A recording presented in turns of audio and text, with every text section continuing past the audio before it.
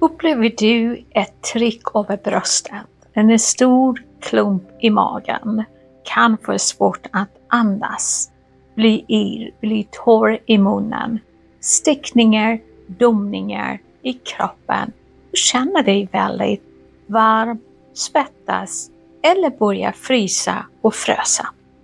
Hur bryter du ett sinnesstillestånd som karaktäriseras av stark rädsla och oro återhämta dig?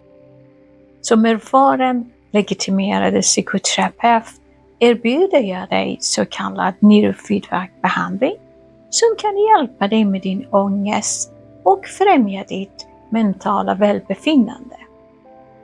Boka en gratis digital konsultation via mail eller genom att fylla i formuläret på min hemsida.